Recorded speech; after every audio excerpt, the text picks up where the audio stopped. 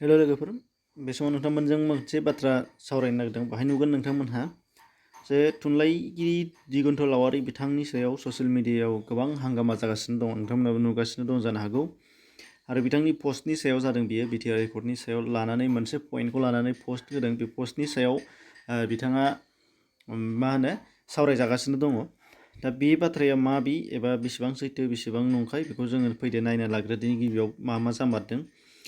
बिथांनि फेसबुक एकाउन्टआव जों हाबहैदिनि, नोंथाङाबो हाबनो हागोन, बयबो हाबनो हागोन गोसोबादि। नोंथांमोना बाहाय दङ बिथांनि दिगन्त लावारि बिथांनि बे फेसबुक एकाउन्ट बिथाङा होदों। बेनि उनावहाय गोबां चर्चा जादों, जेखौ बड'लेण्ड रादाब बायदि खौरां बिजोङावबो शेयार खालामनायखौ नुदों।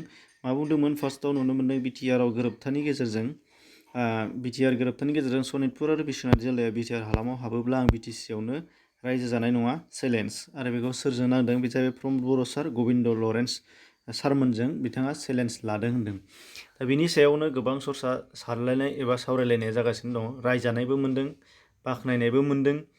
नाथाय बिनि सिगां मा होग्रोआमोन बिथाङा? बिथांनि पस्टनि सायाव ओरै नायग्रोदिनि, अब्लासो डिटेल्सखौ मोनगोन। मोनसे पस्टनि सायावनो गोबां राव जायोबा बेयो जानाय नङा, एबा बिजिरबाय थायोबा बे जानाय नङा। सिङाव मा दं बेखौ हाबनानै नायग्रोदिनि।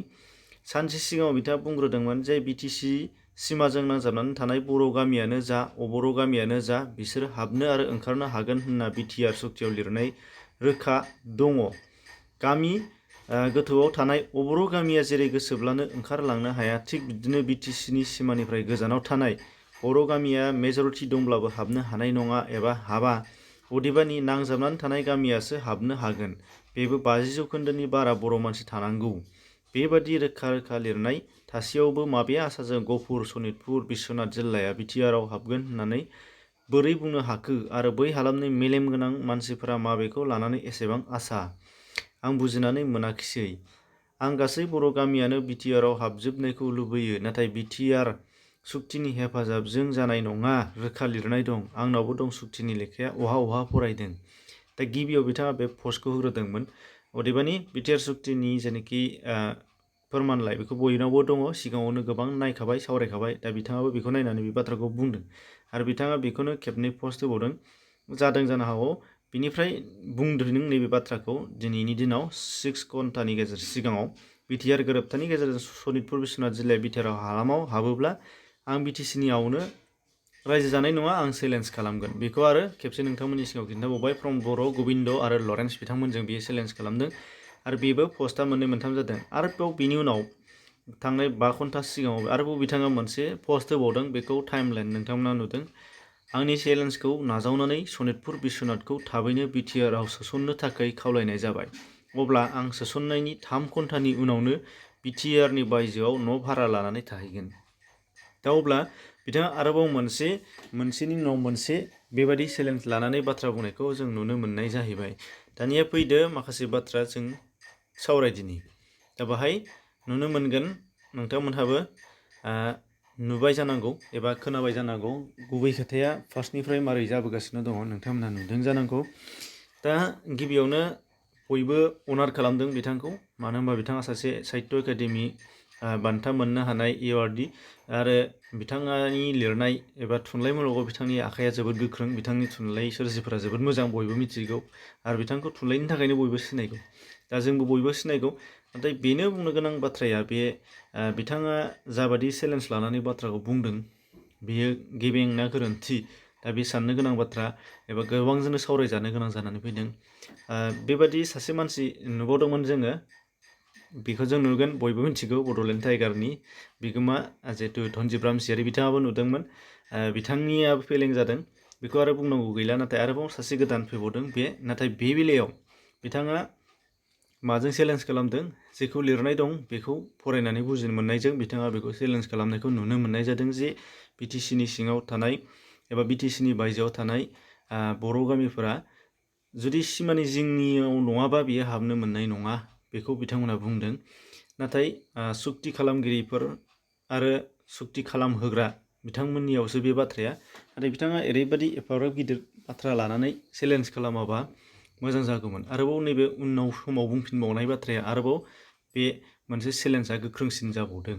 मानो होनबा जोङो जेखि जाया जुदि सक्ति खालामग्राफोरा बिथांमोनहा बे बायजोआव थानाय बिश्वनाथ सनितपुर गासैखौबो सोसनमारोबा बिथाङा जुदि खारनांगौबा खारमारोब्लाबो बियो जोंनि बर'निनो बेसेबां लासिं सिंनि बाथ्रा एबा बिथांनिल' लासिं सिं जानाय नङा, जोंनिनो लासिं सिं, जोंबो लाजिगोन, नोंथाङा माब्लाबा लाजिगोन।